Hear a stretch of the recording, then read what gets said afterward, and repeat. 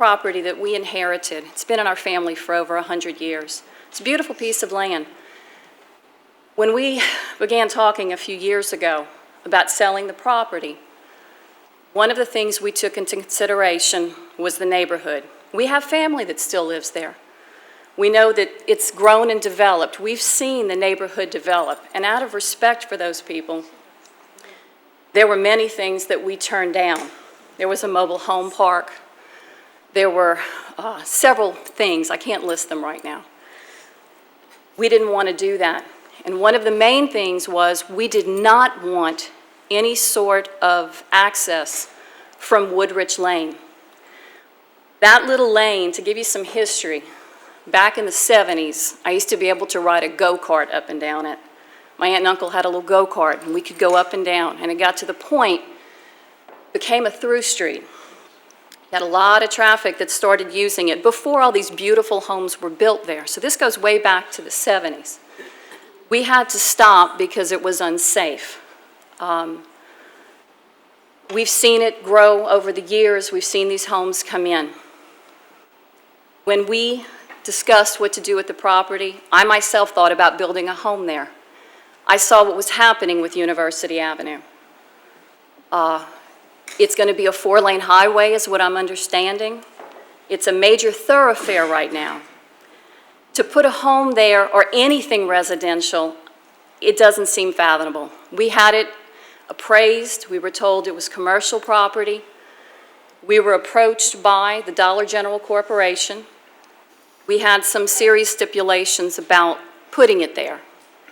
And they showed us their plans. There's going to be a fence behind it. It's going to be away. It's the furthest point away from Woodrich Lane.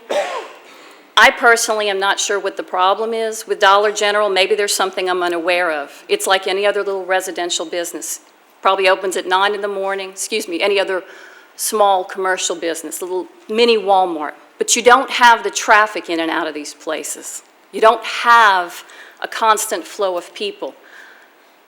A driveway was approved there. Apparently, it's not going to cause a problem with traffic, if that, in my opinion, if that was approved. When we first talked about selling this, the whole thing that has held this up is because of the location of the sewer lines. So we found out we were going to have to annex this property and then have it zoned. And as we come before you tonight, our understanding is that the zoning was BT, and then I found out the zoning was changed. You introduced to change it. This whole process is a little bit overwhelming to me. We're not trying to ask for something out of the ordinary. As landowners, we feel we have the right to sell this commercially. We're not trying to be unfair or ask for anything we shouldn't get. We're just asking for your consideration. Obviously, that has changed, but I just wanted to come forth and say that. Thank you. Thank you. Next speaker. Kirk Farrelly.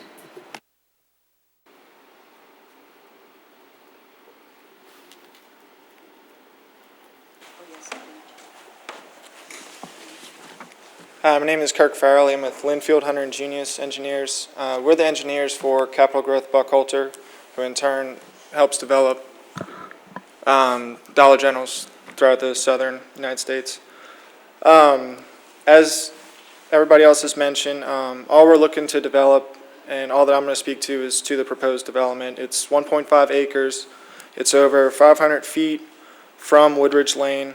North University Avenue, as mentioned, is a state highway. It's a major thoroughfare. It's 55 miles per hour speed limit. Currently, there's a center turning lane, which does allow for lefts in and rights in. The proposed widening that's been mentioned is to have 2 lanes northbound and 2 lanes southbound, separated by a raised median.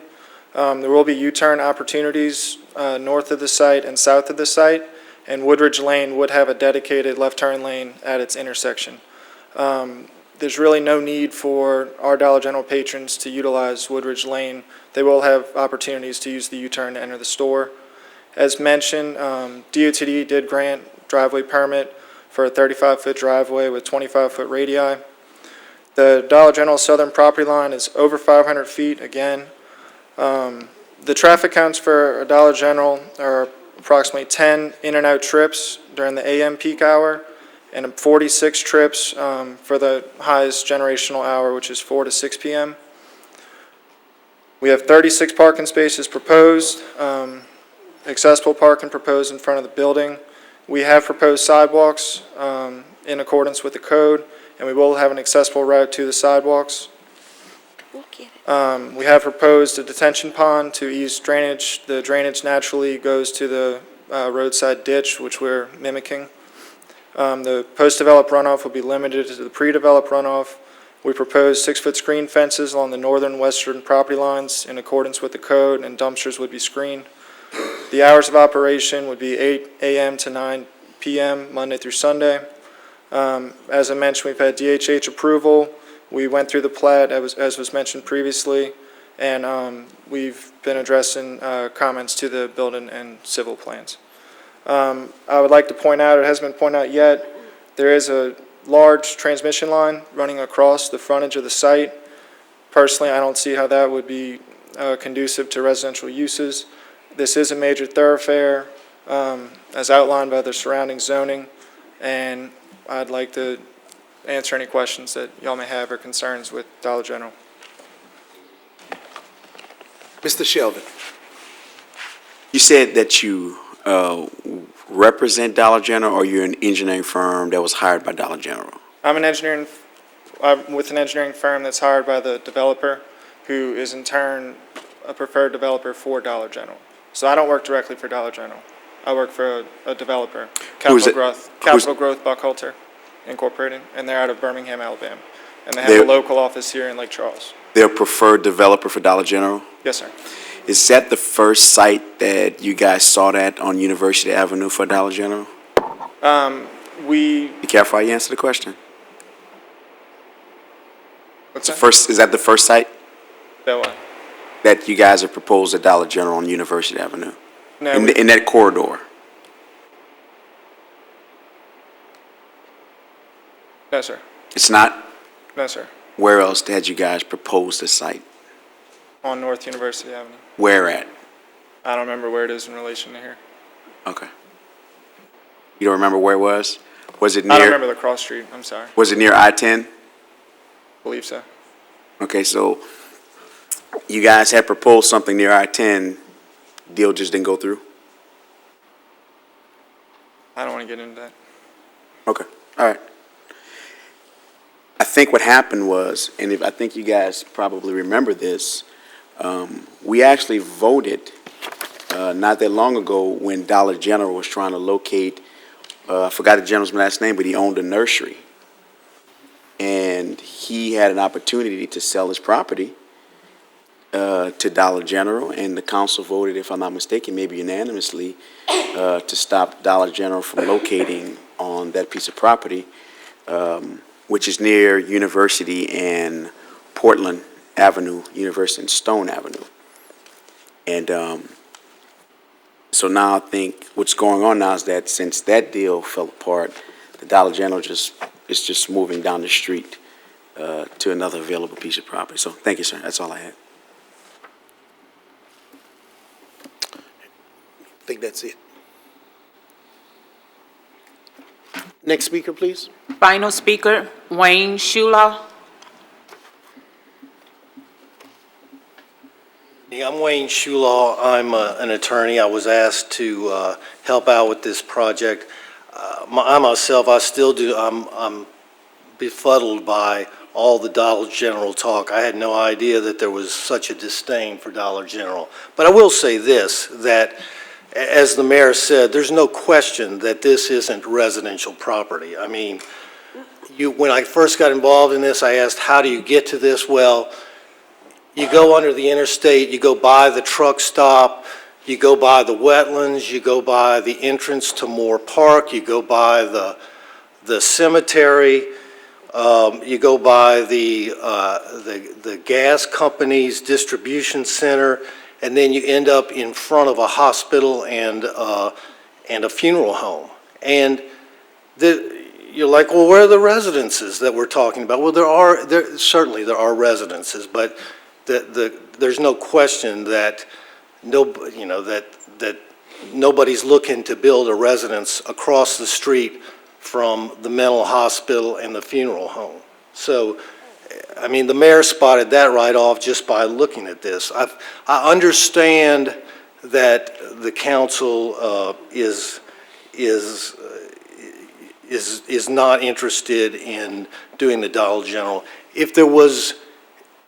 But I do want you to understand that under no circumstances do they want to be annexed and made residential. I mean, that's just like saying we're taking your property out of commerce. And I would say that they still would be in favor of annexation under the circumstances that were discussed here tonight, coming in unzoned. But if they're not going to, they certainly under no circumstances want to come in zoned residential. That would just simply be taking their property out of commerce.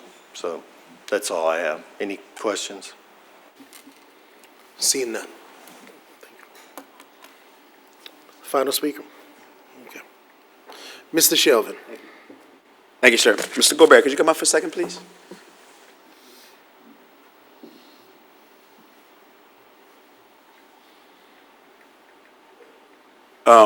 I think you're probably familiar with what I'm talking about.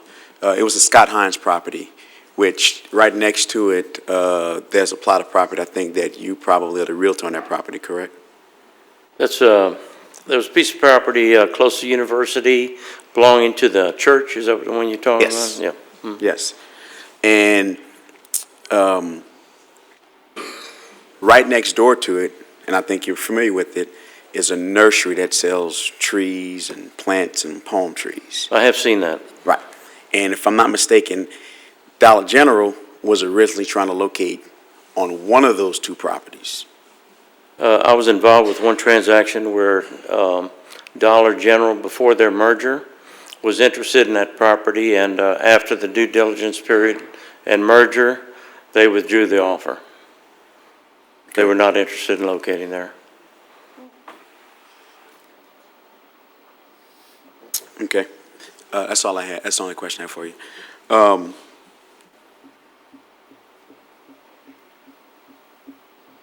As I look at the map, gentlemen, and I live near that area, not too far from there, I actually know the gentleman, if you're looking at your map, to the west of the property, where the word Woodridge Lane, there's a house. That's not a business. I'm actually friends with the family that lives in that house. I know Mr. Gobert mentioned that to the west of the house there was a business. That's actually a house right there, and the business that he mentioned, I think maybe H&S or something like that, it's a rental company, that's actually the owner of the home. And when you look to the south where there is GAD already listed on it inside the red lines, that's also some residents that lives right there. And to the north of it, where we talked about a beauty salon, well, I'm familiar with that beauty salon because my great-great-grandmother used to live in that house, and it was actually moved many, many years ago, and it was purchased. She lived in that even way back before I was born, and I know the family that actually lives in the house. So that's not quote-unquote a commercial property. That's a home with a home-based business with a beauty salon, which I don't think the residents in Woodridge would have a problem with. So once you turn on to Woodridge, on both sides of it, once you pass off the property, there's residential on both sides. So at the end of the day, we've had this conversation many times about Dollar General, and when there was a couple media stories done between myself and Councilman Boudreaux, even when a Dollar General official came, or an employee came, and talked about the Dollar General model, their business model. They search out for a certain typical demographic. a certain location for them to put a Dollar General. Now, this particular location is kind of out of the scope of where they normally put Dollar Generals. But if you go get a map that myself and Councilman Boudreaux did the research on, the highest concentration of the majority of Dollar Generals are located in our districts in the inner city where there's high density traffic, and they also look at discretionary income and median salary. That's part of Dollar General's business model. They want walkable traffic there. They want people that may not have the ability or don't have certain modes of transportation to be able to walk to Dollar General. And that's fine. We do need that in communities, but we don't need an influx. We don't need an overabundance of that. So to have the majority of Dollar Generals located, what was it, a mile radius, 2 mile? I forgot what the mileage was, but it was a small mileage radius where the Dollar Generals were located, and I'm saying Dollar Generals, Dollar General and Family Dollar. So at the end of the day, I'm not too much concerned about the aesthetics of what they look now more than the quantity of how many they have in my district. So when I have constituents and neighbors and citizens and taxpayers that are saying, listen, we don't have a problem with certain type of commercial development, but the Family Dollars and Dollar Generals, which they've had a bad reputation in the city of not keeping a clean parking lot.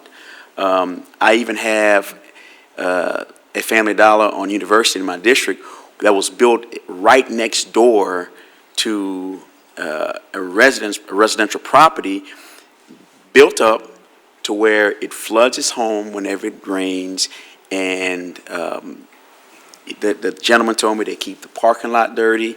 There's folks that just hang outside of there. He's even caught patrons going on side of the building rather than going in the building to use the restroom. They go on the side of the building to use the restroom where his kitchen window overlooks. So I don't have a whole lot of faith in the Dollar General Family Dollar stores because of the experience and the history I have with them right now. So, you know, I'm going to go ahead and obviously support the amendment and the ordinance. I ask that my fellow council members do the same, that we protect the quality of life of these neighbors that have invested their hard-earned dollars into their homes and their property.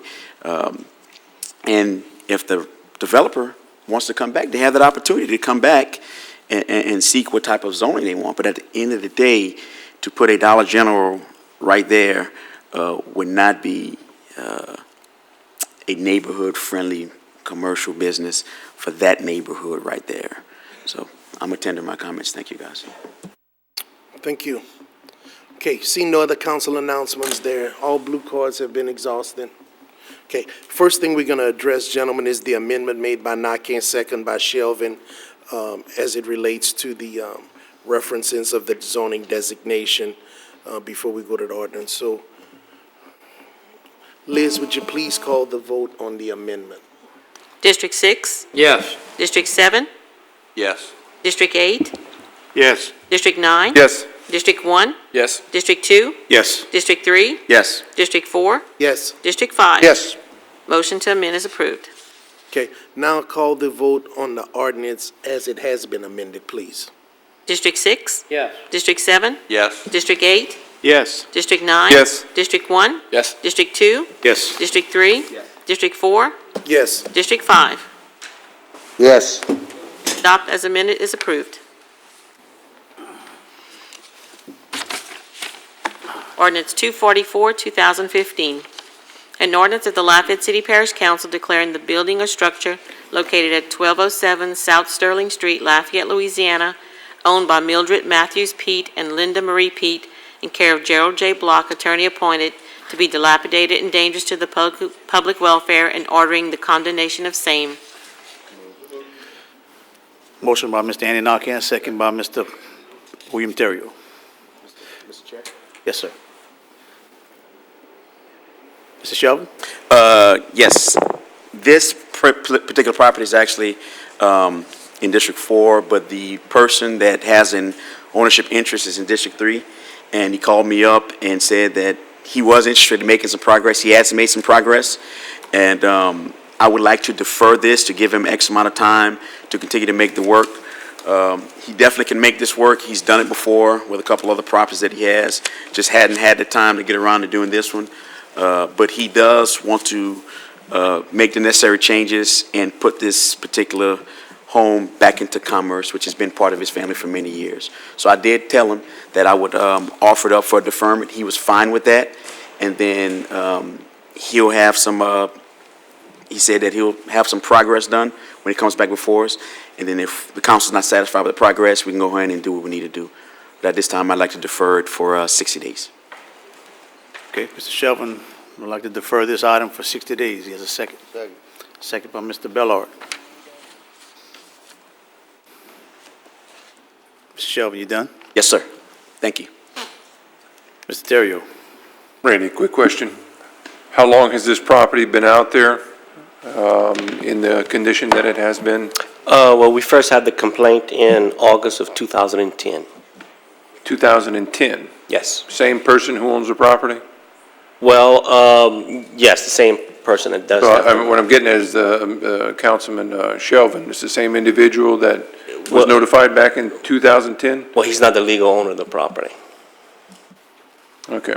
So we have another gentleman that is interested in It's taking care of this? It's women that own the property. One's in Texas, can't locate her, and one is deceased. Okay. Got you. Okay, thank you. That's all I have.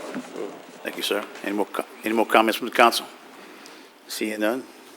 Blue cards? No, sir. Okay, let's call the vote on the deferral. District 7? Yes. District 8? Yes. District 9? Yes. District 1? Yes. District 2? Yes. District 3? Yes. District 4? District 5? Yes. District 6? Yes. Motion to defer for 90 days is approved. 60 days. I'm sorry, 60 days. Ordinance 245, 2015. A 27th supplemental ordinance of the Lafayette City Parish Council amending and supplementing an ordinance adopted on April 8, 1986, the general bond ordinance, to provide for the issuance of public improvement sales tax refunding bonds, Series 2016A of the City of Lafayette, State of Louisiana, pursuant to the general bond ordinance, prescribing the form of said bonds, providing for fixing the maturities of and interest rates on said bonds, providing for the payment of said bonds, and the application of the proceeds thereof to the refunding of certain bonds of the city, approving the preliminary official statement in connection therewith, providing for the acceptance of an offer to purchase said bonds, and providing for other matters in connection therewith. Motion by Mr. Bertrand, second by Mr. Terrio. Okay, we're going to have an amendment on this item. And the amendment would be given by Mike.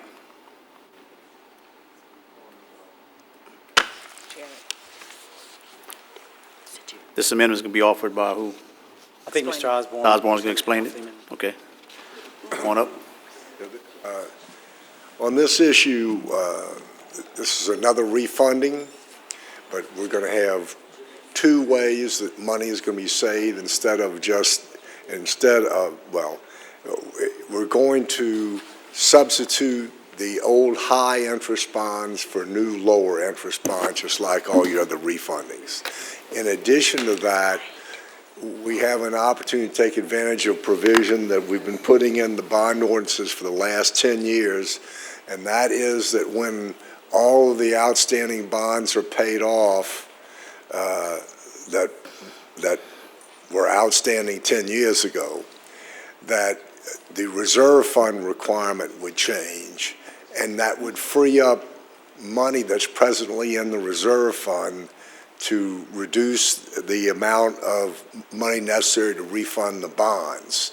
And the money-saving feature of that is that right now, this young lady over here is investing the reserve fund and probably investing it, I think I comfortably say at less than 1%. And the outstanding bonds that we're going to pay off are at over 4%. So there's going to be a swing there. We're going to take less than 1% money and pay off over 4% money, there'll be a second savings.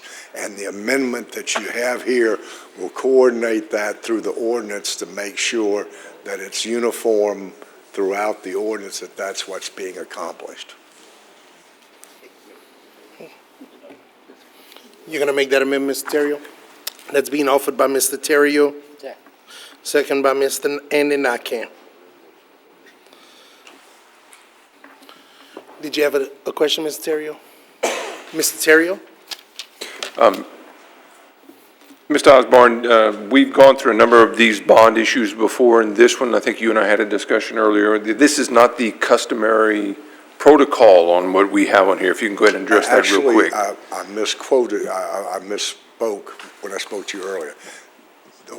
The one that was sold differently was the one that was sold at your last meeting and hasn't been delivered yet, but it has been sold and it will be delivered in December. But this one, you are authorizing the parish president to sign the offer to purchase, providing it meets the requirements that are in this ordinance that are before you tonight. So that'll be the same system as your other bonds. And that's because we have offers on the table to purchase these bonds at this time. No, that was the previous one you talked about? That was the previous one, which I made a mistake on. I misspoke when I said that before. But we have so many bond issues going right up. We got the ones that we've delivered already, the ones we've sold and we haven't delivered, and then these that we haven't sold or delivered yet. Okay. And so these are going to be sold in the same way, but they have this different aspect to them that you also save money by recovering from the reserve fund, which was not common to the other issues that you've been doing. All right, let me do this too. I just want to read something really interesting. You and I also talked about this. A lot of people, there's pages and pages of verbiage in dealing with bonds in here. This is something that might tweak your interest, and then we'll laugh about it afterwards, hopefully. Under Section 3 of the bonds, under interpretation, basically it says, in this supplemental ordinance, and this is dealing with bonds, guys, unless the context otherwise requires, words importing persons, including firms, associations, and corporations, words importing the singular include the plural and vice versa, and words of the masculine gender shall be deemed and considered to include correlative words of the feminine and neuter genders. That's correct. That's pure lawyer language, and you'll find that in many, you'll find it in many legal documents, and we have included in ours just in case people don't know how to read English.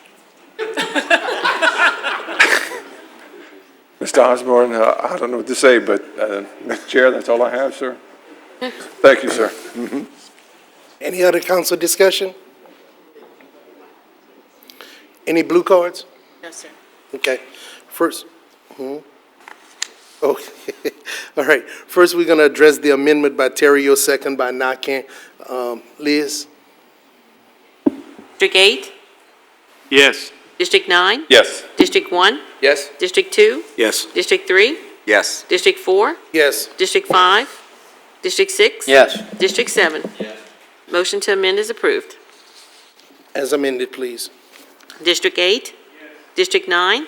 District 1? Yes. District 2? Yes. District 3? Yes. District 4? Yes. District 5? Yes. District 6? Yes. District 7? Yes. Motion to adopt as amended is approved. Ordinance 246, 2015. An ordinance of the Lafayette City Parish Council amending the Lafayette City Parish Consolidated Government Code of Ordinances by repealing sections 72-11 through 72-15 of Article 2, Adjudicated Properties of Chapter 72, Property Management, and adopting a new Article 2, Management and Disposition of Adjudicated Properties of Chapter 72, Property Management, containing Division 1 through 4 and Sections 72-11 through 72-59 of the Lafayette City Parish Consolidated Government Code of Ordinances, permitting the disposition of adjudicated property and renumbering Section 72-26 of Article 3, Control of Public Property of Chapter 72, Property Management of the Lafayette City Parish Consolidated Government Code of Ordinances. Motion by Mr. Castillo. Second by Mr. Bertrand. Mr. Bellard. Yes, I was working with legal, and I'm seeing if he has it ready for an amendment. Mr. Hebert? Still working on it. Before we vote for final, Mr. Boudreaux, I'd like to come with an amendment. He's working on it for me, please. Thank you.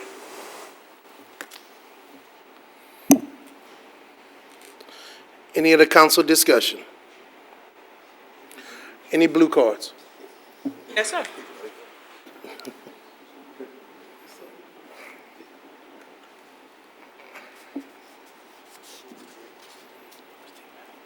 I don't know. Just waiting on the amendment.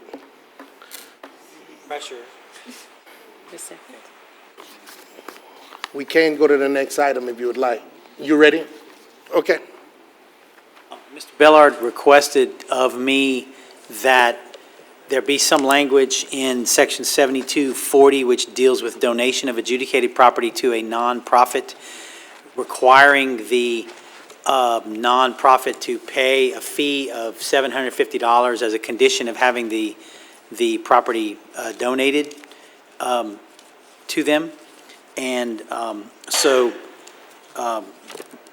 what I propose as an amendment there to accomplish that would be the addition of a new subsection F to Section 7240, which would say, all qualified nonprofits approved for donation by the administrator pursuant to this section shall pay a fee of $750 to Lafayette City Parish Consolidated Government as a condition of the donation. Okay, there's an amendment being offered by Mr. Bellard, $750 as it relates to the donation of properties to nonprofit. Does he have a second? Second by Mr. Andy Knocking. Tammy.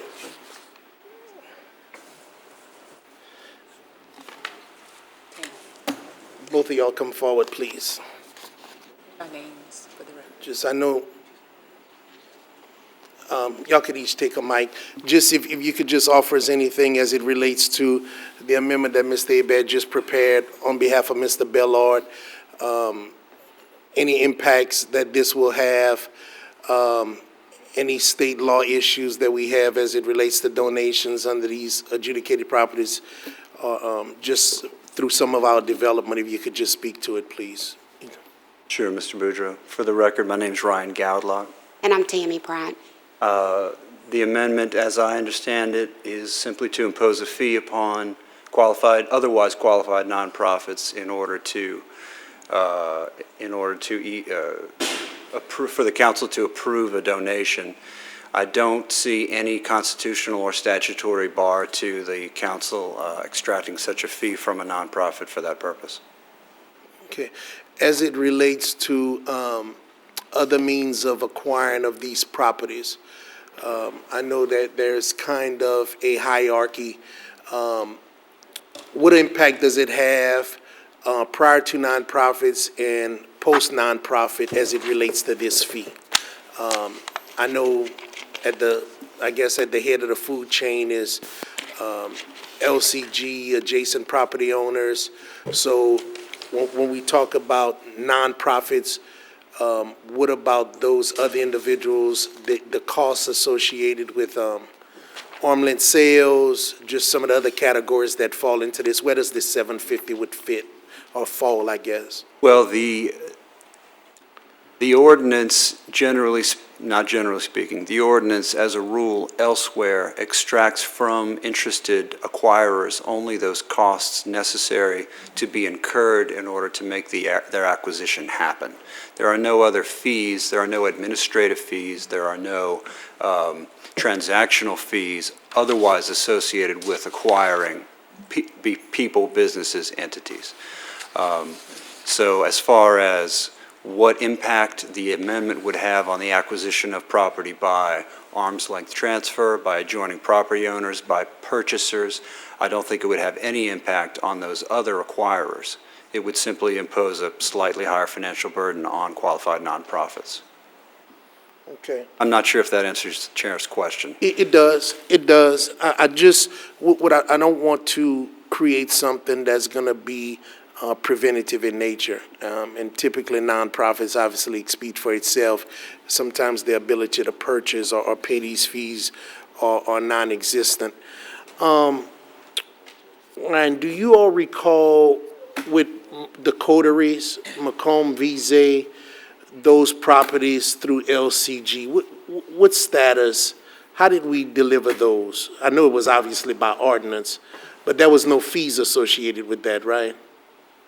I can speak to that since I reviewed the ordinances, yes, Okay, sir. yeah, please, I'm sorry. Yeah, that's okay. If you are referring to those 4 or 5 properties that we recently acquired for the city for public use, I think one's a park, one's a garden.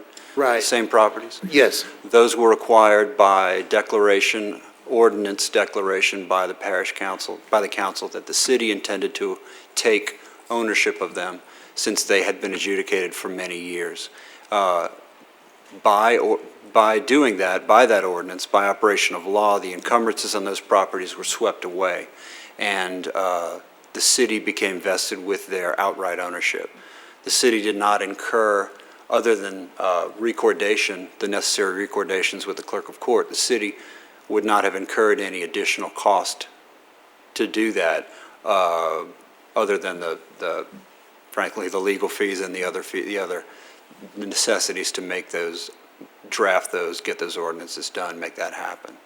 So that's how the city acquired those pieces of property, by simply declaration of intent to acquire their ownership, which is an avenue that has always been and remains under this ordinance open to the city and or the parish to acquire ownership outright by the government of adjudicated properties. Okay, Mr. Bellard, I'm gonna make your mic hot, just for a second. The $750 amount, was there a particular criteria you used to apply that? And before you answer, let me just share this with you. In the establishment of this ordinance, to keep the motivation from being economics only as we redevelop neighborhoods, a lot of these existing communities that are underdeveloped and in need of redevelopment, you're going to see where it promotes home ownership rather than the creation of rental property and things of that nature. And what happens is once it passes, like I indicated, LCG, as far as its development needs through the coteries at the top of that chain, state law requires adjacent property owners who have been maintaining and things of that nature. As it passed through those different levels, what I don't want to do is create a situation where a nonprofit, just merely by affordability, would have to pass on something that could be of a great use, and then it goes beyond that to the next level. So with that said, was there a particular formula you use or criteria you used to come up with the 750? Or is that number, is for you individually, is that number something negotiable? I know you had expressed just a concern that you just don't want to give it away, you want them to be able to pay something. Yeah, my biggest concern was I didn't want us to use city, parish, government resources and people working to get this process through and you just give it away. So I spoke with Mr. Hebert, and what do you think is a fair number? Do I have a formula for it? No. It's all going to go in commerce. Number? No, I had a higher number. We kind of went a little lower. No, but basically what it was is, if we're going to give you this adjudicated property, I'm going to give you this property. I don't think there's any nonprofit that can't afford to pay some of the administration fees. It can be lower. It can be $500 or something. I just didn't want it to be a free-for-all of all these, just giving it away. I mean, I wanted some type of personnel to be paid for because we're working on it. So that was all. That was a very simple, very easy number, not 1,000. If you have a better number, you would think, I'm all ears. I just don't want to just give it away for free. That's it. I find that a lot of administration costs is in the area of about $250. Constitutional.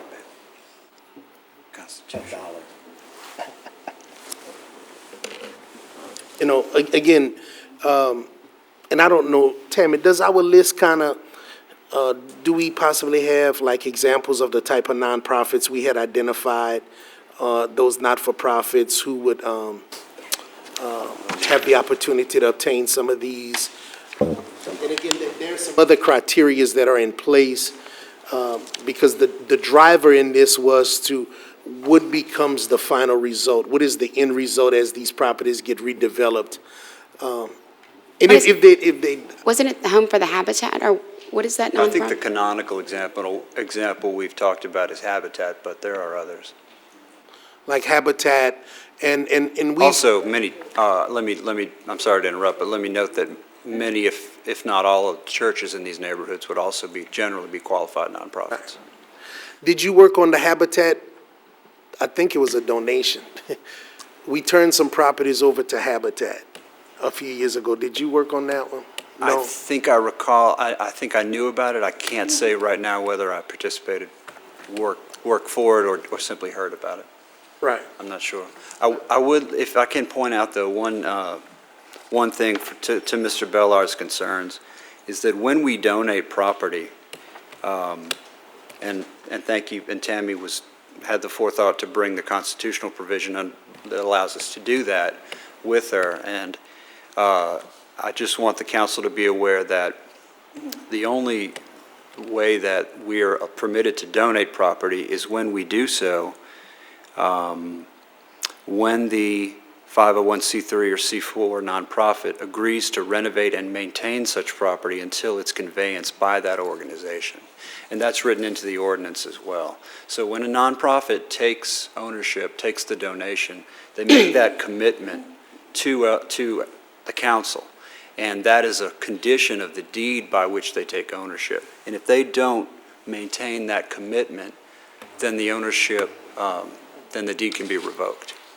So they make an investment in the property simply by virtue of their taking the donation. Not to say if it's the will of the council that they don't put up a little stake in the game, as it were, but they do make commitment other than simply, I'll take ownership and then do whatever I like with it. They're not permitted to do that, so. Good point. Good point. And good to know, I don't think that addresses Mr. Bellard's issue completely. It certainly says that something will be done. Adjudication has a lot to do with getting things back into commerce. Adjudication isn't just, for the collection. Those same individuals, for all practical purposes, could go to tax sale and try to obtain them there at that value amount. But these properties, historically, the redemption by family and the redemption by other interested parties don't happen when that price starts to get uppity. And that's my concern, is that $750 is going to serve as a deterrent. So, of course, unfortunately, in the chair's capacity, I'm not able to make any motions to consider a different number. I think Mr. Bellard is open to a number as long as it's not too low. But anything that could be taken down from the $750, I think would help move this process along even further. Well, if Mr. Terrio would be so inclined, I'll make it $500, and that would be my amendment. And he had seconded for me, so. And that'll be all I have, Mr. Chair. Thank you. Let's go to the next speaker, was Mr. Terrio. Yes, a couple of things, and Mr. Boudreaux, I think you covered this, but the administrative costs in dealing with this going to the nonprofits, that would be taken out first, and then the nonprofit would have to pay whatever the $500 now. Would that be correct? Tammy and I both, after the question was posed, when we briefed the council about who's bearing the administrative costs, Ms. Pratt and I both reviewed the ordinance in detail, and I think we both, it's fair to say, we both arrived at the conclusion that the only time that the city parish is out of pocket on administrative costs is if the council were to, of its own volition, put a property up for sale and that property were not to sell. Otherwise, in every mode of disposition, be it sale, donation, arm's length transfer, we request from the prospective acquirer the costs that will be incurred in order to do the notices, in order to do the recordations. So LCG, aside from the administrative work of the personnel involved with handing out the forms, answering the phone, that sort of thing, LCG is not out of pocket the administrative costs to do any of these dispositions. Okay, because the reason I'm asking, I mean, you two are very, very competent and capable attorneys. You certainly don't work for free. And LCG does not, have you up before us for free to give us this advice. So that needs to be added. Now, another thing I want to mention, and not that this is bad or anything, but what was interesting, Mr. Boudreau, is ever since our last discussion, which was, what, I don't know, 2 or 3 weeks ago when it was first brought up, and we had a discussion about this. Since that time frame, I've been contacted by 3 nonprofits, 2 of them in my district and a third one that wasn't in my district. So after the first phone call, I thought it was quite interesting. They're very interested in these properties. So after the first phone call, I started thinking, and then by the second phone call, I said, okay, well, do you own property nearby? Do you have a reason for wanting this? Do you have a relative who has some kind of interest in the property? And the next 2 that I spoke to, he said, absolutely not. We're just interested in the free property, which is why we have this same conversation, because they heard that there's possible that we can give away property to nonprofits. So, I mean, with that said, I understand the need, but we just need to be careful in that we don't get some of these nonprofits, Mr. Boudreau, that are coming here purely for other reasons, and you know what I'm talking about, that are going to acquire this property and make themselves rich and not help the community or benefit the area in which we have lengthy discussions time after time. So I'm okay with the $500. That's a very good point. And of course, this entire adjudicated process in itself is going to be lengthy. Like you believe, I receive a lot of phone calls. Right. Not really from nonprofits, though. Mine were more so from individual landowners who had adjacent property was the majority of what I received. But I could also tell you that the process in itself, what I had to share with them was, this is just the ordinance, and as the attorneys advised, which I thought was just really, really good advising, was the adoption of the ordinance is the indication to legal and to the community that we're now ready to do something with adjudicated properties. But I could assure you the process, even for a nonprofit, is not going to be, that there is not even a capability of them just coming in, being guaranteed a piece of property, taking it, doing whatever they want with it, and profiting from it significantly. Right. And that's why I was talking about these levels, the different divisions that were created was to offer all the possible protections we can, in particular to local people, to local landowners, to community folks. You heard the word church mentioned, to people who are already vested in those communities and where the quality of life is really trying to be improved and addressed. So the concern that you have is actually what drove a lot of how this ordinance was developed. That's why it actually has been so long in coming, and there are a lot of folks who've been waiting and waiting and waiting, but it was to not move so swiftly that I guess leaks could be made or holes in this process could be made for those types of things. But it really promotes local ownership, local investment, community investment. They still have to go through they still have to meet anything related to planning, zoning, areas where coteries exist and neighborhood plans are in place. They still have to fit within neighborhood plan development. Like I say, home ownership is paramount. Occupancy it just really speaks to a lot of things, and that's why I certainly didn't have the foresight to put any type of administrative cost in there, because the way you would have to get these is not going to just draw nonprofits like talking about it, believe you me.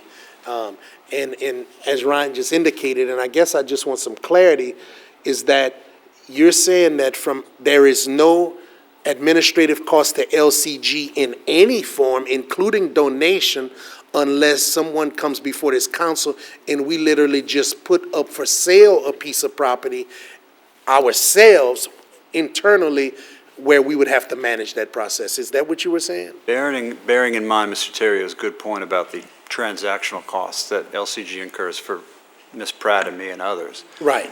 Other than that, right. The only circumstance in which LCG would be out the administrative costs would be if no one comes before you, but the council of its own volition chooses to put up property for sale and that property fails to sell. Right, right. Otherwise, we extract the costs from the seeker upfront. Okay. Which I think is a very, very good point. And certainly, we would not want to be doing anything without good, sound legal advice. So no consideration to eliminate you all from the process should even be given. I'm still hot, Mr. Boudreaux? Yes, sir. And you can probably stay hot if you want, but we need to make sure that we have someone who is going to hold these individuals, whoever it is that gets the property. And naturally, I agree with letting the nearby residents or who in the nearby, that's great. We need to let them have access to it, but you know as well as I do, and it will happen, not to say that everybody doesn't do what they say they're going to do, but we're going to have people going to come in and say, I want this property to do this, but they're going to use it for something totally different. Not possible. Under the process that they have designed. It can't happen. No, sir. So who do we, that's what brings me to the next question. Who is going to have oversight to make sure that does not happen? Right now, that falls under the Chief Development Officer in Planning, Zoning, and Codes. Okay. Because, you're going to really love this, because we didn't want to hire a new employee to do this work. How about that? I know you like that, huh? I like that. Yeah, we didn't grow government. Yeah.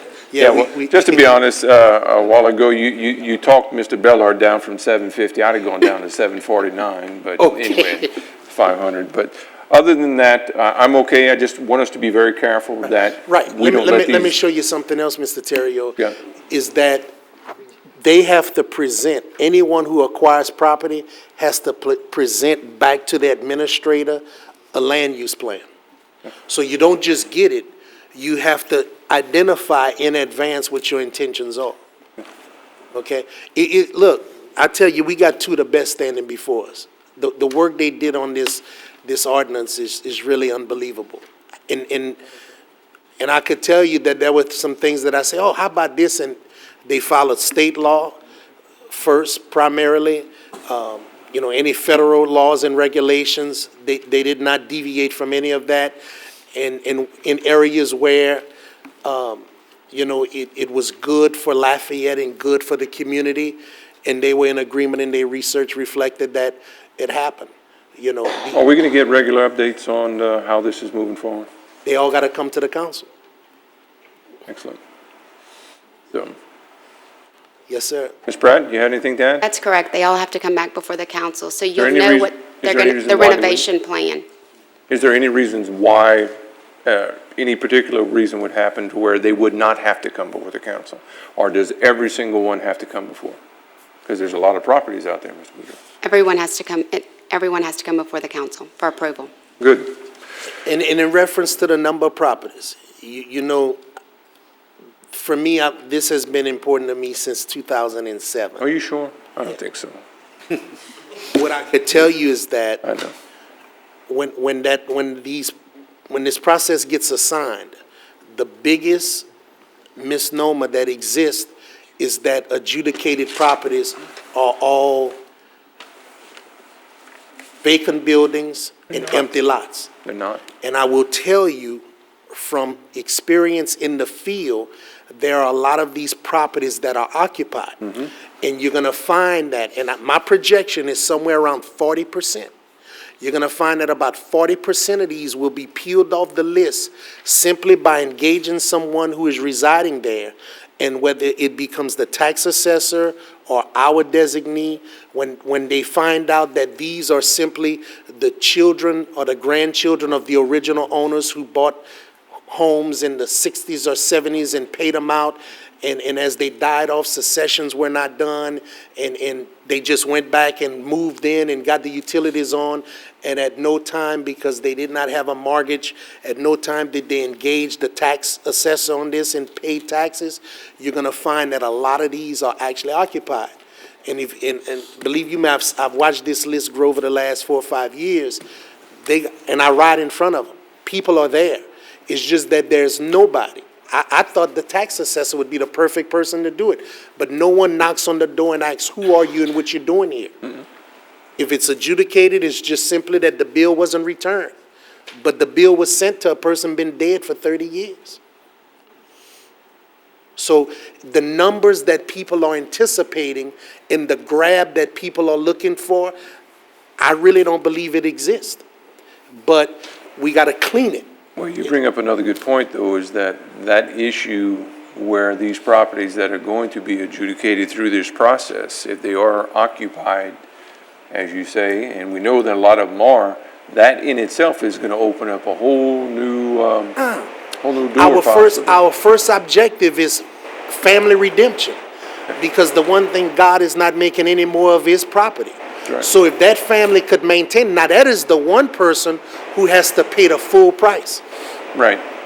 I agree, but Okay. what I'm So- getting at is if it does not go to a family or anything, it goes to somebody else. Matter of then- fact, Ryan, check this out. Ryan, speak to how no second party can acquire it on behalf of the original landowner. I'm telling you, they're good. They're good. They're unbelievably good. So if I had a property and I wanted to redeem it, Yeah. well, that's a no-brainer. 100% full cost, okay? But if I wasn't in a position to do it, Jay can't redeem it on my behalf. Just Where kinda that way you explain wouldn't that. have to pay all the Exist- costs. Right. To avoid I me got you. paying the cost. Yeah, an Just agent. doing an it around. agent- An agent for the debtor, or one of the debtors, or the delinquent taxpayer, can't act on their behalf and then subsequently transfer it over to Mr. Boudreau. If that were to happen, there would be a revocation of the waivers. And that's fine, but what I'm getting at, Mr. Boudreau, is some of these properties that have no relatives on the property itself, and you have, somebody living there, homeless or somebody else, or somebody who's actually on a piece of property that we don't know about that has been living there. That is going to be interesting when that comes to fruition, because here it is, this property now has been bought or purchased, or however it is, the process worked, and somebody's in that home. Well, they're going to be, you're right, Mr. Terrio, that's an issue of occupied property, and we did whatever we could to try to avoid giving away, certainly, or even selling property out from under people. So Right.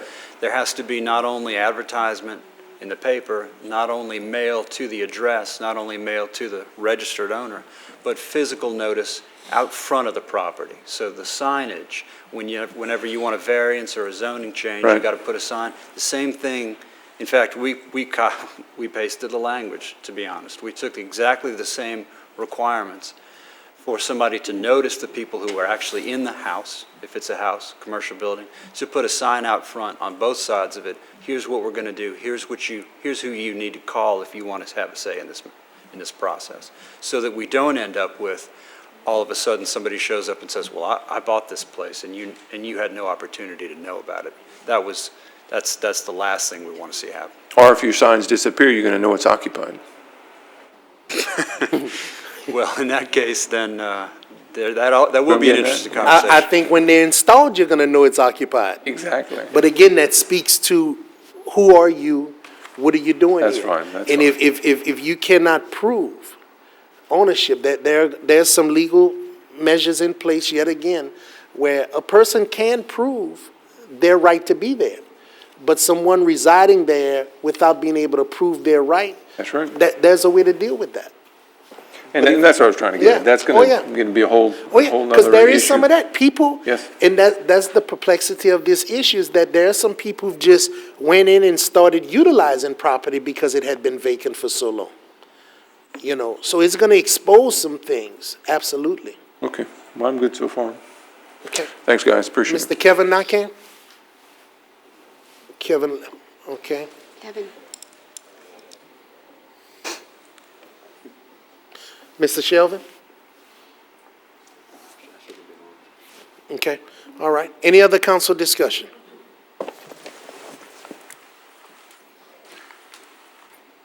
Any blue cards? Yes, sir. Okay. Mr. Bellard, to revisit your cost issue, you indicated that you would be good with 500? Yes. You change your amendment, you withdraw? Yes, sir. Okay, so you withdraw that 750 and lower that to 5? Yes, sir. And Mr. Terrio, you still gonna I'm sorry, that was second by Mr. Andy Nakan. Yes, sir. You okay with that? Yes, sir. Okay. All right. So there's only one amendment on the floor, as it relates to the amount from 750 to 500. Seeing there are no blue cards, no additional council discussion, we're gonna first amend the ordinance to reflect, I think you say that's in 72-40, Mr. Abraham? Yes, sir. In, Here's a letter sec- for it. I'm sorry. What's the letter? F. 72-40F for the acquisition by nonprofits to pay an administrative fee of $500. Okay? Let's take up that amendment first, please. District 9, Yes. District 1, Yes. District 2, No. District 3, No. District 4, No. District 5. Yes. District 6. Yes. District 7, No. District 8. Yes. Motion to amend has been approved. Okay, now the ordinance as amended, please. District 9? Yes. District 1? Yes. District 2? District 3? Yes. District 4? Yes. District 5? Yes. District 6? Yes. District 7? Yes. District 8. Yes. Motion is adopted as amended. Thank you all. Thank you, John. Ordinance 247, 2015, an ordinance of the Lafayette City Parish Council amending the comprehensive zoning ordinance so as to assign a zoning classification to property annexed by ordinance 123, 2015, case number ZON 2015-27, 113 and 201 Porter Lane annexation located generally north of Carmel Drive, east of Louisiana Avenue, and south of East Willow Street. Motion by Mr. Bertrand, second by Mr. Castillo. Council discussion? Seeing none, any blue cards? No, sir. Please call the vote. District 1? District 2? Yes. District 3? Yes. District 4? Yes. District 5? Yes. District 6? Yes. District 7? Yes. District 8? Yes. District 9? Yes. Motion is approved. Ordinance 248, 2015, an ordinance of the Lafayette City Parish Council amending the comprehensive zoning ordinance so as to reclassify the property of ULL Foundation represented by Julie Falgo, case number ZON 2015-25, ULL Foundation, 333 East University Avenue property rezoning located generally north of East University Avenue and west of Lamar Street from B-1-L Limited Business to B-TC Transitional Business Conditional. Motion by Mr. Bertrand, second by Mr. Castillo. Council discussion? Seeing none, any blue cards? Yes, sir. Signing in for 15 and 16, first speaker, Joe Giglio Jr. Just question, or just if they have questions. Just say, we're here only if there are questions. Question. Mr. Reed Andrews, the president. I'm the Real Estate Committee Chairman. Ms. Julie Falco is the executive. Only if you gentlemen have questions. Okay, I'll let you know. This is on item number 15. Any questions from council members? And there are no blue cards other than for response. Was that the only sign-ins? They all three signed in, but only for questions. Okay, don't seem to have any. Let's go ahead on and vote on the item. District 2? Yes. District 3? Yes. District 4? Yes. District 5? Yes. District 6? Yes. District 7? Yes. District 8? Yes. District 9? District 1? Motion to adopt is approved. Ordinance 249, 2015, an ordinance of the Lafayette City Parish Council amending the comprehensive zoning ordinance so as to reclassify the property of ULL Foundation represented by Julie Falgo, case number ZON 2015-26, ULL Foundation, 717 East St. Mary Boulevard, property rezoning located generally north of East St. Mary Boulevard and west of Wilson Street from R-2 multifamily residential to B-TC transitional business conditional. Motion by Mr. Bellard, second by Mr. Bertrand. Any council discussion? Any blue cards other than the three guests? No, sir. Okay, please call the vote. District 3? Yes. District 4? Yes. District 5? Yes. District 6? Yes. District 7? Yes. District 8? Yes. 9? Yes. District 1? Yes. 1. 2? District 2? Motion to adopt is approved. Ordinance 250, 2015, an ordinance of the Lafayette City Parish Council amending the fiscal year 15-16 operating budget of the Lafayette City Parish Consolidated Government by increasing the use of prior year fund balance by $552 and by adjusting the manning tables to increase the salary of one receptionist position, reclassifying one receptionist to paralegal, and deleting the vacant clerk one position within the office of the district attorney. Motion by Mr. Bellard, second by Mr. Bertrand. Council discussion? Seeing none, any blue cards? No, sir. Please call the vote. District 4? District 5? District 6? District 7? Yes. District 8? Yes. District 9? District 1? District 2? 3? Motion to adopt is approved. Ordinance 251, 2015, an ordinance of the Lafayette City Parish Council declaring the construction of a west branch for the Lafayette Public Library a public necessity and authorizing the Lafayette City Parish President to acquire certain immovable property for the location and construction of said branch. Motion by Mr. Kevin Nakam, second by Mr. Andy Nakam. Council discussion? Seeing none, any blue cards? No, sir. Please call the vote. District 5? Yes. District 6? Yes. District 7? Yes. District 8? Yes. District 9? District 1? Yes. Yes. Yes. Motion is approved. 252, 2015, an ordinance of the Lafayette City Parish Council amending the Chapter 89 of the Lafayette City Parish Code of Ordinances, the Unified Development Code, to correct certain typographical reference and drafting errors therein. Bertrand, second by Mr. Andy Nakam. Gentlemen, let me remind you to make sure that you're doing your computer vote with the sounding of our equipment at this time to make sure it's properly recorded. So make sure you're using your screens for your vote to have an accurate vote. Again, that was motion by Mr. Bertrand, second by Mr. Andy Nakam. Okay, there's an amendment for this one, and this is for the ordinance making a new additional change throughout the ordinance. Somebody want to explain it? Stewart? Yes, sir. As far as the amendments, please. Yes, sir. There are quite a few amendments, and I apologize for that. First amendment is...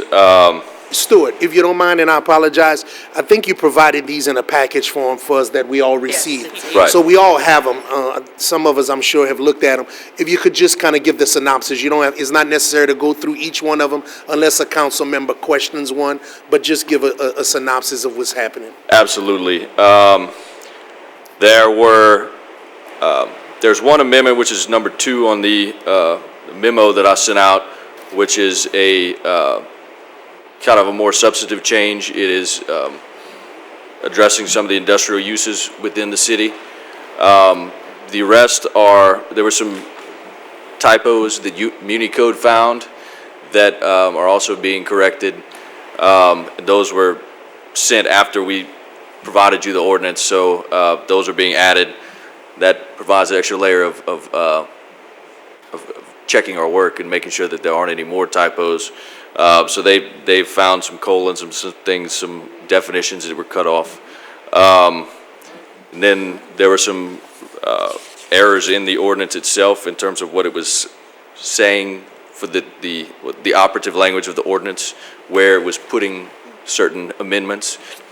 So those are the last 4, I think, or 5 amendments that are in the packet. Okay, all right. And I'm happy to answer any questions about any specific ones. Someone want to move on this amendment? Mr. Castile is going to move on that amendment. Does he have a second? Mr. Bertrand seconds that. Any council discussion? Mr. Andy Nakam? Thanks, Mr. Boudreau. I had quite a few questions people presented to me regarding the UDC and its effect on development, and they in particular said the fairness of it. Section 89-42 stormwater improvements, Article A, talks about open ditch drainage not allowed in the city of Lafayette or unincorporated areas. So there'll be no more open ditches anywhere? That's correct, except where, I'm sure our engineers can speak more to this, but except where there present hydrological challenges that would necessitate an open ditch situation. So an individual just subdividing their private land to put residential housing for family will not be allowed open ditches, is what we're saying? Or you're talking about a single-family home on a one or two parcel subdivision? That would not impact that. That won't impact No, that? sir. Okay, No, so sir. those private drives where somebody's just having family lots, that won't force them to do subsurface drainage? No, sir. What's referred to in the UDC is that the drainage systems that would be accepted as public infrastructure. What about like subdivisions or developments fronting roads like Highway 339? That Highway 339 would have to be subsurface drainage now at that point? No, sir. In that case, that's a state highway. We really don't have jurisdiction over a roadway So like that would not be affected either? Right. Okay. That answers that one question that people asked me to ask about. Also, they talked about, oh, that's the same thing. Okay, so the sidewalks, it's being set at 5 feet instead of 4 feet. That pretty much goes beyond regulations regarding federal statutes or even state statutes. Isn't it 4 feet the norm? I'm not familiar with the state or federal statutes as far as sidewalk widths, but it is a width that accounts for essentially two people walking on a sidewalk in different directions. One may be in a wheelchair, and that's what was part of that whole process. That's a very isolated circumstance where you may have that, but it's going to create quite a burden for the developers to pour that extra foot of sidewalk 300 feet or 400 feet on one road and 600 feet on another road, and it's going to create quite a financial burden. I don't think that sidewalk, 5 feet has been predicated anywhere else in any areas. It's just a number that we came up with. Why did y'all come up with 5 feet other than to accommodate a wheelchair and someone walking? Well, a lot of the UDC and the development regulations were part of the comprehensive plan, and that process of community input and for the type of developments that they were looking to have and move forward in the process. And one of those aspects was a wider sidewalk, and that was incorporated in the UDC. Yeah. And I would think 4 foot would be quite adequate. Is there any way that could be changed and modified to be a 4 foot sidewalk? I mean, 4 foot's quite wide. In that, absolutely, that could be changed. Okay. I'd like to propose that amendment then, if possible, to change the sidewalk width from 5 foot to 4 foot, if that would be feasible. Is that one of those things, I know earlier Mike spoke to changes to the UDC tonight. Is that something that can be amended tonight, or does that require some of the stuff he spoke about earlier? Some of the stuff, There was a question about a change to the UDC. Mr. Nake wants to propose an amendment. And earlier I heard you mention that as far as a change to the UDC, it could not happen tonight on that other issue. Now, that was a whole nother issue, but The issue in that situation was to create a whole new zone that was not currently existing in the UDC. So that was not something that was feasible to do on the fly tonight. Now, with regard to the sidewalk issue, I can't really speak to where that's placed in the UDC and whether that would be feasible to do on the fly tonight or not.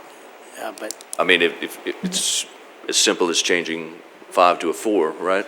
Sure. I mean, wherever sidewalks are referenced in it, in whatever portion of the code, that could be amended, and if that's what the council wishes to pass. And it would also, it would provide even more green space for the developers, which would help out tremendously in promoting development and being more builder-friendly, there's no doubt.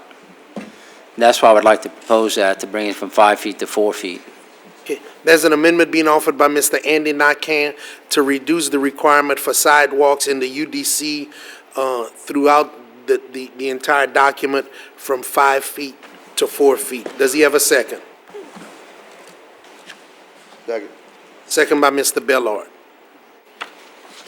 Anything else, Mr.? Okay, thank you. In dealing with Section 89-44, the improvement proposed for public dedication, Section C, lines 2 and 3, or subsections 2 and 3. It talks about requiring developers to hire basically a full-time civil engineer to inspect all this.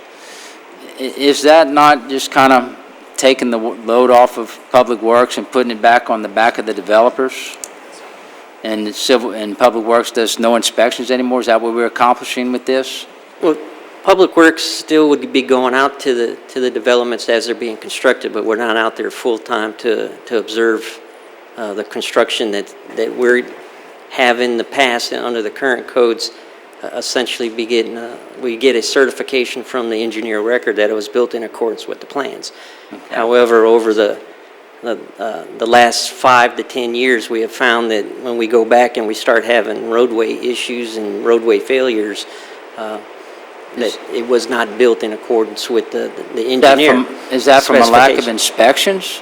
Yes, that we're not out there inspecting enough? Is that what's going on? Yes, we're not. So basically, it's a fault on our part for not having more oversight. Well, we're not the ones certifying we're not accepting that roadway, and we're not involved in the contracts for the construction of those developments and the infrastructure that we're being asked to accept for perpetual maintenance. And we're having a big issue, as you know, in a lot of the developments where we're having to go back and I agree with that. I see it all the time. You know, we have dedicated roadways that come back to the city, and within 3 years, we're having to tear up and re-overlay. Right, we're going back and having to do reconstruction of roadways that should be lasting 20 years, and we're out there within year 5 to 7, and it's a tremendous burden on the taxpayers. I agree with that completely.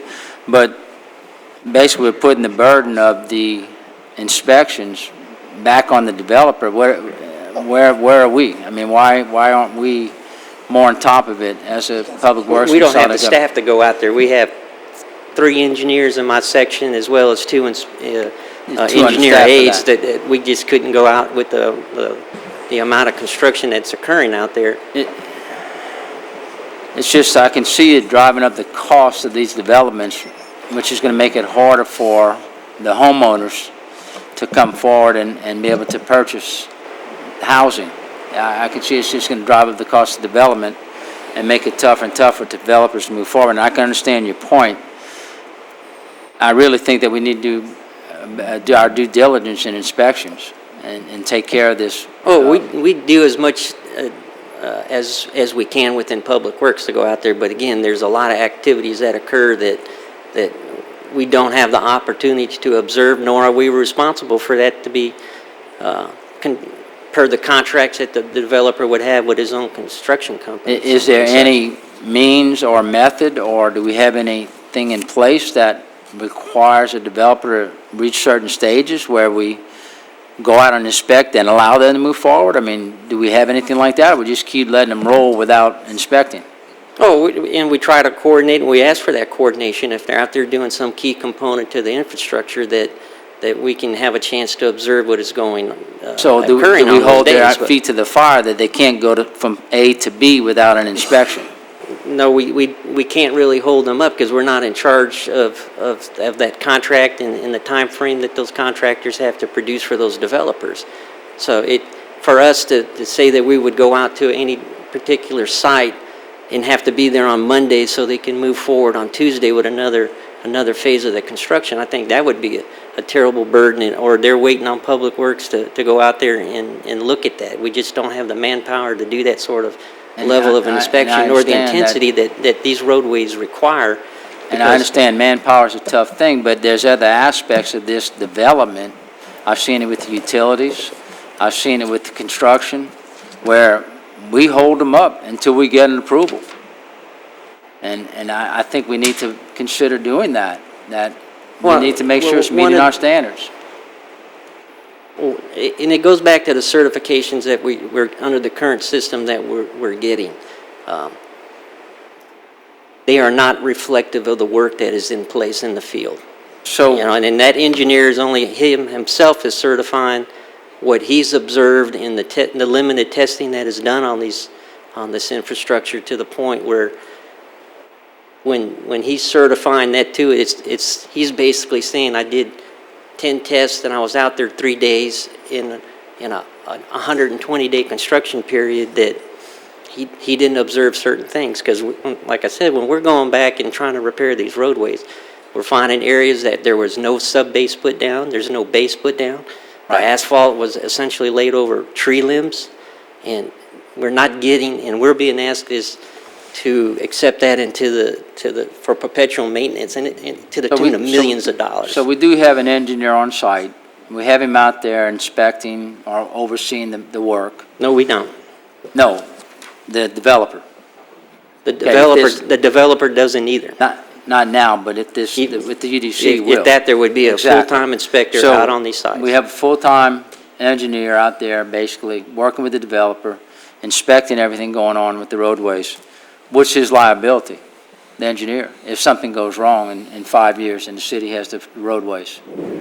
He would be liable under the engineering requirements, as well as the contractual obligations of... So that engineer would be liable for repairs, are you saying? If it's found not to be built in accordance with the plans, yes. But the inspection level, as far as full-time inspection and the testing that goes with that, that would be a very rare case indeed. Is that the case where this engineer would be held liable for roadways that were put in that the city now finds 5 years later aren't meeting their needs? No, if we accept it for perpetual maintenance, it would be on the government at that point in time. That's my point. So we're incurring an expense with these developers, which will be passed on to the end user, that really, in effect, it won't do anything.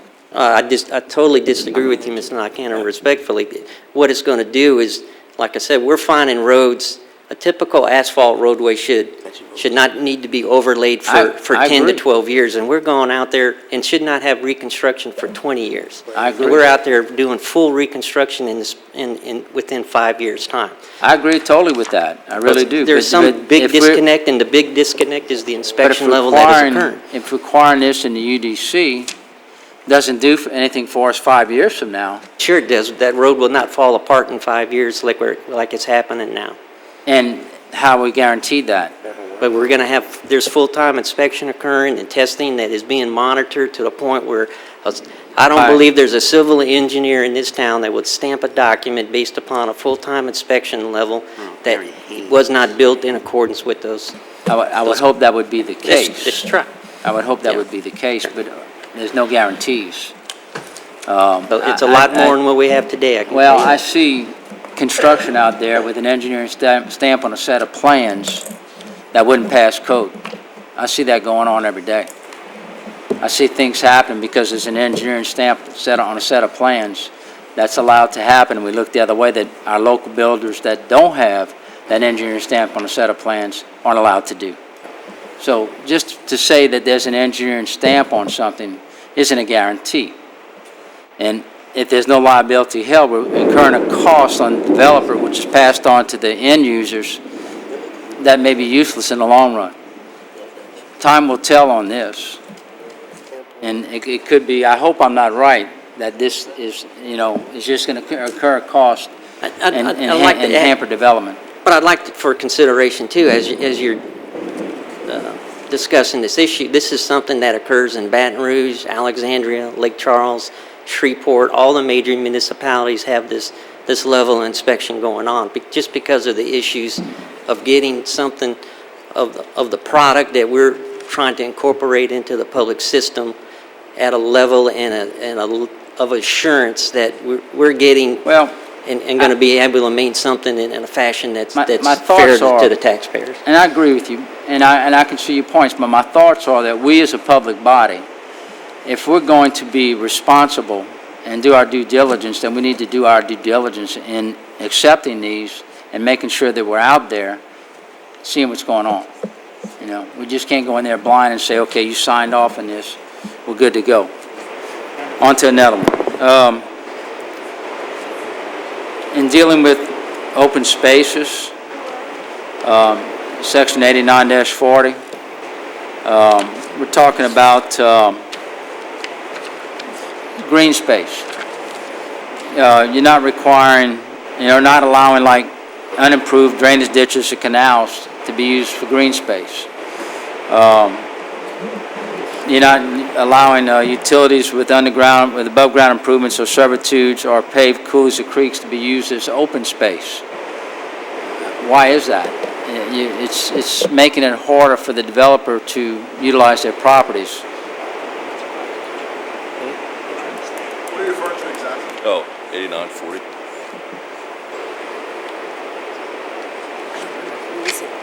Could you repeat your question? I'm sorry, I'm having a hard time hearing It back is there. tough to hear, and I'm not very good with but one ear anyway, so. In Section 89-40, we're going to open spaces does not include, okay? That's Section 1. See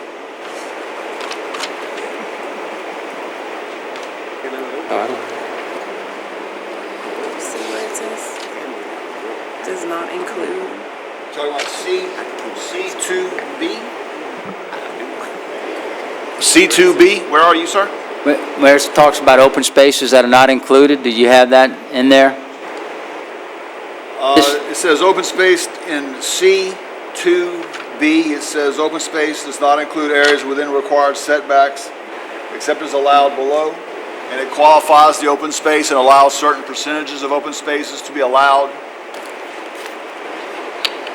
I'm really having a lot of trouble hearing you, Jim, with this noise, with this rain.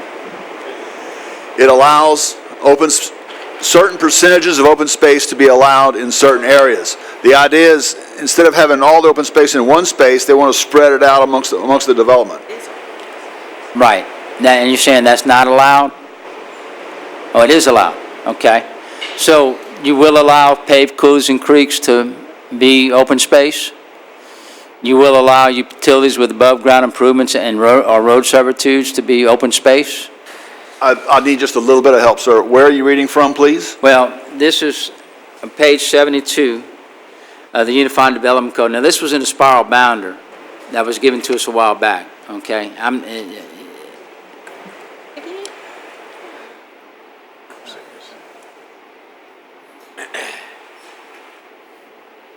Generally, this is all impervious areas. So, areas where water cannot seep into the ground would not count as open space? No, Jim. Come look at what I have here. Take a copy. Help yourself to it, sir. It says open spaces not include there, Right, does not include vehicular use areas. which is understandable. My questions are dealing with utilities with above-ground improvements or road servitudes.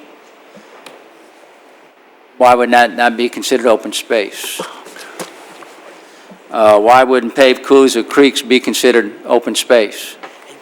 If it's paved, it's not water can't seep into it. Generally, it's just a concrete feature. How about required unimproved drainage ditches or canals not being used for that?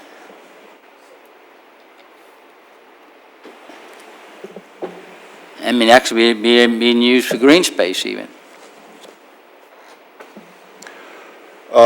Yes, sir, these were recommendations of the, of our consultant. We reviewed a lot of this, and a lot of this made sense. I'm not saying this doesn't. So it's getting really restrictive on allowing these guys to make the most utilization of their land.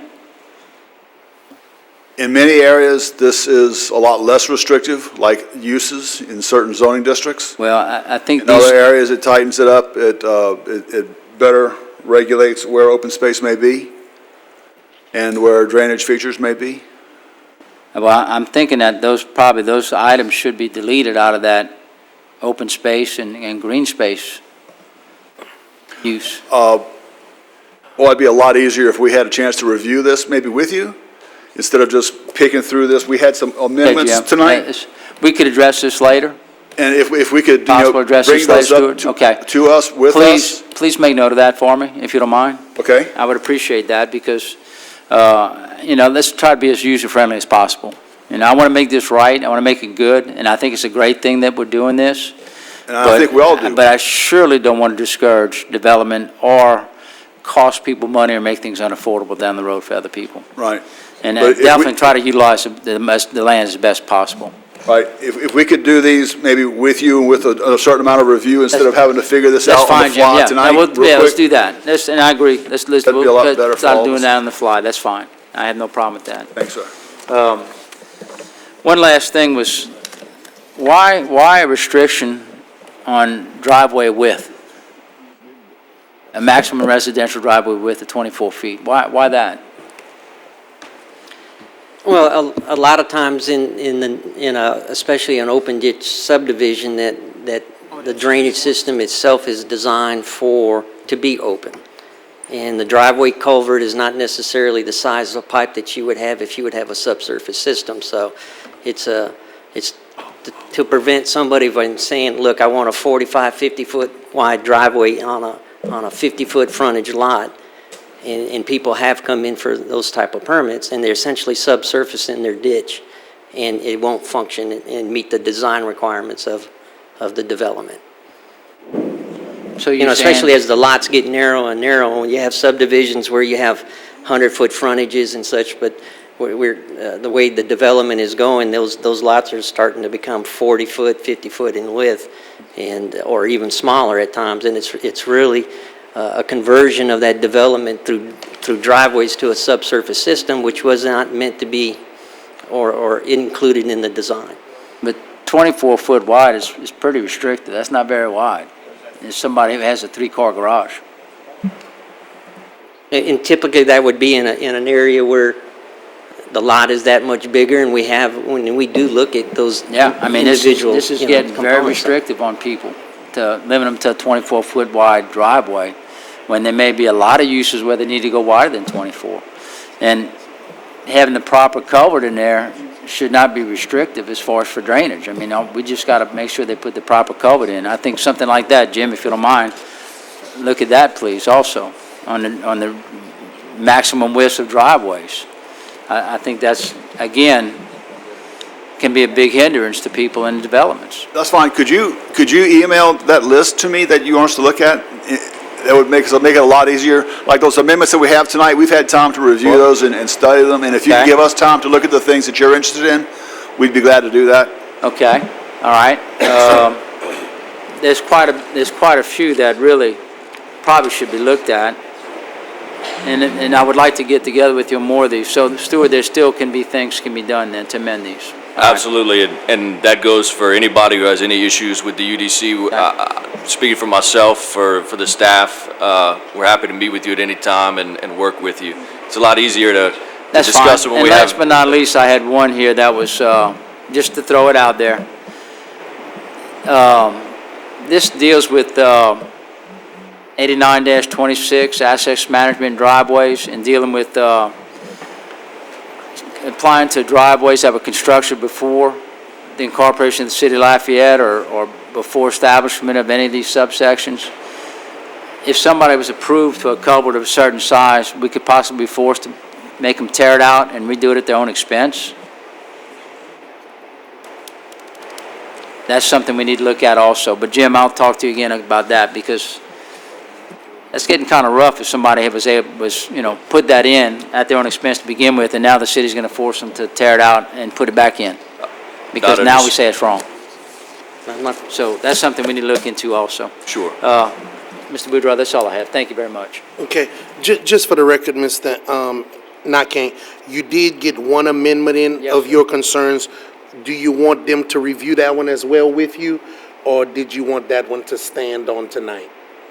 If you wouldn't mind as a council, let's just go ahead and let that roll through as it is.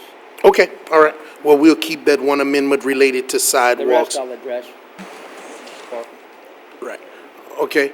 Mr. Kevin Nake.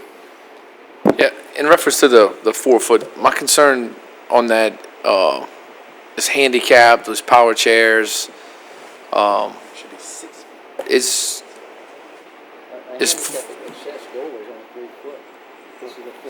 right, but my question is for people to go side by side.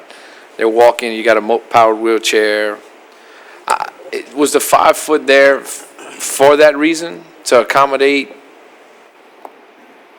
In some aspects, not totally for that, though. I mean, like I said, this is something that came out of the comprehensive plan and in the citizens' comments to the type of neighborhoods that, and the UDC was No reason I bring that up chartered is to incorporate some of these things in the medical into field that it, so. I'm in. I see that a lot, where a lot of elderly people or people that are have special needs struggle with getting up and down a sidewalk, especially if it's, so I was just, some of these powered wheelchairs and bigger wheelchairs tend to take up quite a bit. Is that 5 foot somewhere else, like in other parts, or do we just make up 5 foot, or do we, what is standard right now, 4? Right now, it's 4.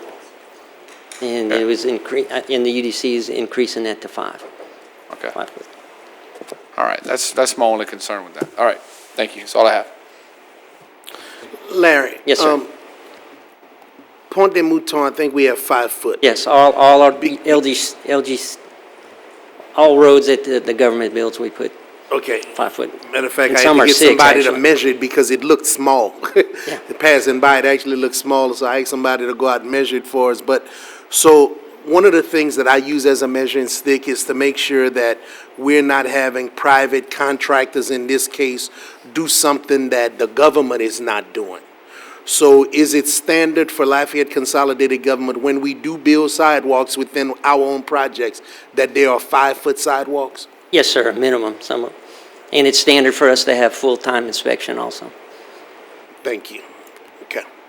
Mr. Shelvin. I'd like to call for the question. Okay.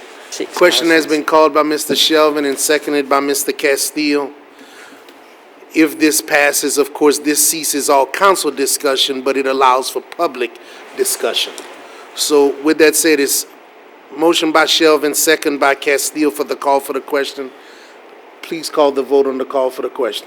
District 6? No. District 7? Yes. District 8? Yes. District 9? Jesus, no. District 1? No. District 2? Yes. District 3? Yes. District 4? Yes. District 5? No. Question has been approved. Okay, the question has been called. The only conversation that will continue at this point is blue cards and public conversation on this matter. So with that said, first blue card, please. Ask a damn question. There are no blue cards. No blue cards. Okay. Gentlemen, there's a motion, there's an amendment on the floor by Councilman Andy Nakane, second